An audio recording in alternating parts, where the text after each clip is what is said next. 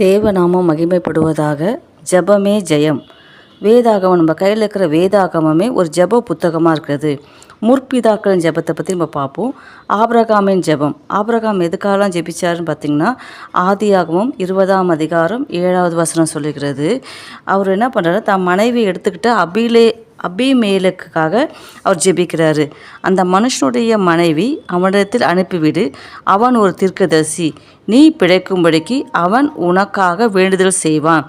நீ அவனை அனுப்பிவிடாதிருந்தால் நீயும் உன்னை சேர்ந்த யாவரும் சாகவே சாவீர்கள்.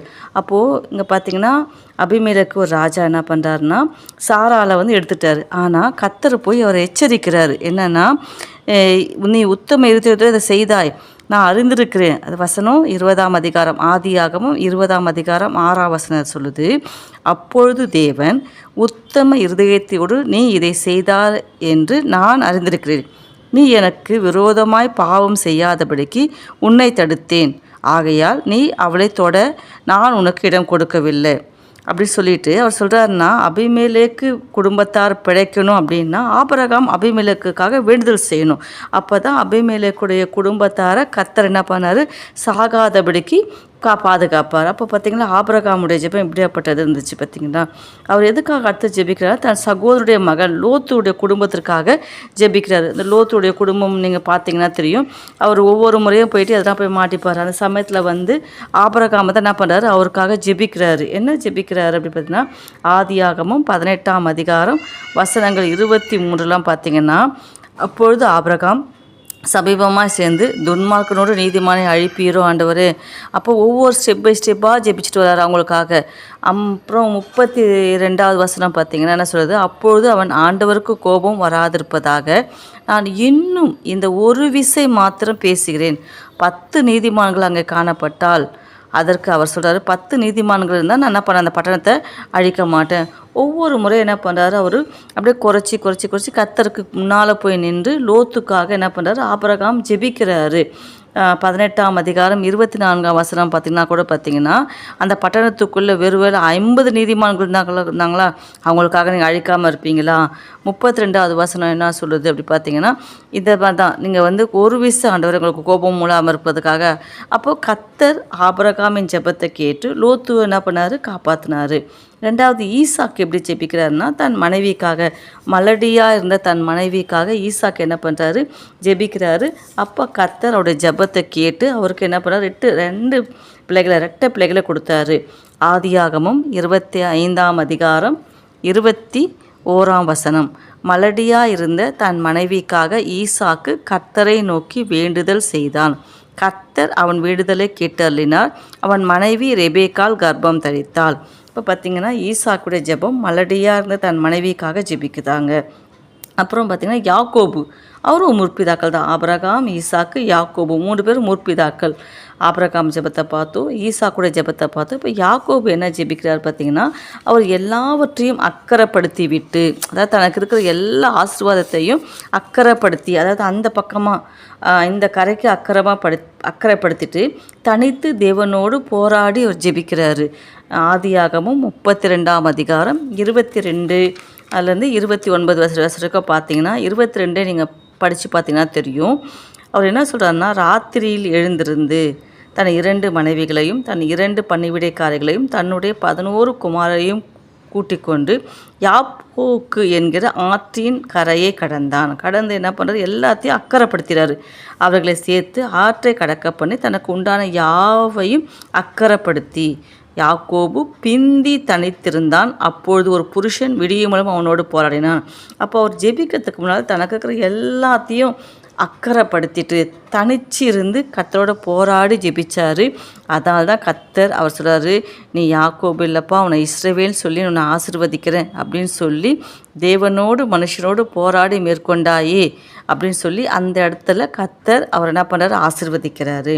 மோசேயோட ஜெபம் எதுக்காக ஜெபிக்கிறாருன்னா, பின்மாற்றமான இஸ்ரவேல் மக்களுக்காக. இஸ்ரவேல் மக்கள் தெரியும், வணங்கா கழுத்துள்ளவர்கள், முரட்டாட்டம் உள்ள ஜனங்க, எல்லாத்துக்கும் அவங்க எதிர்த்து என்ன பண்ணுவாங்கன்னா, மோசையை பேசுவாங்க, ஆரோனை பேசுவாங்க, எல்லாரையும் அவங்க எதிர்த்து பேசுவாங்க. கர்த்தருடைய வார்த்தைக்கு அப்பப்போ கீழ்ப்படியாமல் போயிடுவாங்க. ஆனால் அவங்க என்ன பண்ணாலும் மோசே மட்டும் அவங்க மேலே இரக்கம் காட்டி, ஆண்டவரே நீங்கள் அவங்கள அழிக்காதீங்கப்பா, அவங்க என்ன தப்பு பண்ணாலும் நீங்கள் ஒரு வயசு அவங்கள நினச்சிக்கங்கப்பா அப்படின்னு சொல்லி அவங்களுக்காக ஒரு கெஞ்சி பிரார்த்தனை பண்ணுவார். பின்மாற்றமான இஸ்ரவேல் மக்களுக்காக மோசே எப்படி ஜெபிச்சாருன்னு பார்ப்போம். யாத்திராகமம் 32ஆம் அதிகாரம் 9ஆம் வசனம் போட்டுக்குது. பின்னும் கர்த்தர் மோசேயை நோக்கி, இந்த ஜனங்களை பார்த்து, இவர்கள் வணங்கா கழுத்துள்ள ஜனங்கள். ஆமாம், ஏன்னா இவங்க யார் பேச்சுமே கேட்க மாட்டேன்றாங்க. அப்போது அவங்கள அழிக்க போகிறேன்னு சொல்கிறாரு. ஆனால் இவர் என்ன பண்ணுறாருன்னா பரிந்து பேசுகிறாரு. உமது தாசராகிய, அதாவது யாத்ராகமும் 32ஆம் அதிகாரம் 13ஆம் வசனமும் 14ஆம் வசனம் பார்த்தீங்கன்னா தெரியும். உமது தாசராகிய ஆபிரகாமையும் ஈசாக்கையும் இஸ்ரவேலையும் நினைத்தருளும். உங்கள் சந்ததியை வானத்து நட்சத்திரங்களைப் போல பெருக பண்ணி, நான் சொன்ன இந்த தேசம் முழுவதையும் உங்கள் சந்ததியாருக்கு என்றென்றைக்கும் சுதந்தித்து கொள்ளும்படிக்கு அவர்களுக்கு கொடுப்பேன் என்று உம்மை கொண்டு அவர்களுக்கு ஆணையிட்டு சொன்னீரே என்று கெஞ்சி பிரார்த்தித்தான். இப்போ பார்த்தீங்கன்னா இஸ்ரவேல் மக்களுக்காக அவர் கெஞ்சி பிரார்த்தனை பண்ணுறாரு. நீங்கள் சொன்னீங்களேப்பா, நீங்கள் ஆணையிட்டீங்களேப்பா, நீங்கள் செய்து கொடுங்கப்பா அப்படின்னு கேட்குறாரு. அப்பொழுது கர்த்தர் தமது ஜனங்களுக்கு செய்ய நினைத்த தீங்கை செய்யாதபடிக்கு பரிதாபம் கொண்டார். அப்போ மோசே பாருங்கள், அவர் ஜெபிக்கிறாரு இஸ்ரவேல் மக்கள், பின்மாற்றமான இஸ்ரவேல் மக்களுக்காக, வணங்கா கழுத்துள்ள மக்களுக்காக, முரட்டாட்டம் பண்ண மக்களுக்காக ஜெபிக்கும்போது கர்த்தர்கிட்ட போய் பரிந்து பேசி கேட்குறாரு. ஆண்டவரே நீங்கள் ஆணையிட்டீங்களப்பா, நீங்கள் சொன்னீங்களப்பா அப்படி கெஞ்சி பிரார்த்தனை பண்ணும்போது கர்த்தர் அவங்களுக்கு வந்த தீங்கை செய்யாதபடிக்கு அவங்க மேலே பரிதாபம் கொண்டார். இன்னொருத்தருடைய ஜெபத்தை போய் பார்க்கலாம். யார்? யோபு பார்த்திங்கன்னா அவருக்கு ஃபஸ்ட்டு அதிகாரம் நல்லா தொடங்குது. ஆனால் அப்படி போக போக போக பார்த்திங்கன்னா அவர் தனக்கு 3 பிள்ளைகளை இழந்துறாரு. ஆடு மாடு ஒட்டகங்கள் எல்லாத்தையுமே அவர் விட்டு இழந்து போச்சு. அவர் உடம்புல அந்த ஜீவன் மட்டும்தான் இருக்குது, வேறு ஒன்றுமே இல்லை. அந்த சமயத்தில் 3 நண்பர்கள் வந்து அவரை நிந்திச்சு, அவரை பரியாசம் பண்ணி, அவரை தூஷித்து, அப்படியே சும்மா என்ன பண்ணுறாங்க, அவரை குற்றப்படுத்திகிட்டே இருக்கிறாங்க. ஆனால் யோபு தன் வாயினால் ஒரு பாவமாக செய்யவே இல்லை. கர்த்தர் கொடுத்தார், கர்த்தர் எடுத்தார், அவர் பரிசுத்த நாமத்துக்கு ஸ்தோத்திரம், அவருக்கு எல்லாமே தெரியும் அப்படின்னு சொல்லிட்டு அவர் வாயினால் பாவம் செய்யாதபடி அமைதியாக தன்னை நிந்தித்த, பரியாசம் பண்ணின, தூஷித்த சிநேகிதருக்காக யோபு ஜெபிச்சார். இன்றைக்கி நம்மளால் இப்படி ஜெபிக்க முடியுங்களா? நம்ம ஒருத்தர் திட்டினா உடனே நம்ம திட்டிடுவோம், ஒருத்தர் நம்மளை பரியாசம் பண்ணால் நம்ம திருப்பி பரியாசம் பண்ணுறோம். ஆனால் வசனம் சொல்லுது, உங்கள் சத்துருக்களுக்காக ஜெபிங்க, உங்களை நிந்தித்தவங்களுக்காக, உங்களுக்கு பரியாசம் பண்ணவங்களுக்காக, உங்களை தூஷித்தவர்களுக்காக, உங்கள் சிநேகிதருக்காக ஜெபம் பண்ணுங்க. அதுக்கு முன் உதாரணம் யாருன்னா யோபு தான். யோபு 42ஆம் அதிகாரம் 10ஆம் வசனம் சொல்லுது, யோபு தன் சிநேகிதருக்காக வேண்டுதல் செய்தபோது கர்த்தர் அவன் சிறையிருப்பை மாற்றினார். யோபு முன் இருந்த எல்லாவற்றையும் பார்க்கிலும் இரட்டத்தனையாய் கர்த்தர் அவருக்கு தந்தருளினார். ஏன்னா சிநேகிதர்களுக்காக, தன்னை திட்டினவங்களுக்காக, நிந்தித்தவங்களுக்காக, பரியாசம் பண்ணவங்களுக்காக, தூஷித்த சிநேகிதருக்காக யோபு ஜெபிச்சதுனால கர்த்தர் யோபின் சிறையிருப்பை மாற்றினார். யோபுக்கு முன் இருந்த எல்லாவற்றையும் பார்க்கலும் இரட்டத்தனையாய் தந்தர்லி கர்த்தர் யோபு ஆசிர்வதிச்சார். ஆபிரகாம் ஜெபத்தை பார்த்தோம், ஈசாக்கு ஜெபிச்சத்தை பார்த்தோம், யாக்கோபுடைய ஜெபத்தை பார்த்தோம், மோசே ஜெபிச்சத்தை பார்த்தோம், யோபுடைய ஜெபத்தை பார்த்தோம். ஆபிரகாம் எப்படி அந்த அபிமெலேக்கு குடும்பத்துக்காக ஜெபிச்சார், அப்புறம் லோத்துக்காக பரிந்து பேசி ஜெபிச்சார், ஈசாக்கு தன் மனைவிக்காக ஜெபிச்சார், யாக்கோபு எல்லாவற்றையும் அக்கறைப்படுத்தி ஜெபிச்சு ஜெயம் பெற்றார். மோசே கெஞ்சி பிரார்த்தனை பண்ணார். யோபு பரியாசம் பண்ணவங்களுக்காக, தூஷித்தவர்களுக்காக, சிநேகிதர்களுக்காக ஜெபித்தார். கர்த்தர் யோபு ஆசீர்வதித்தார்.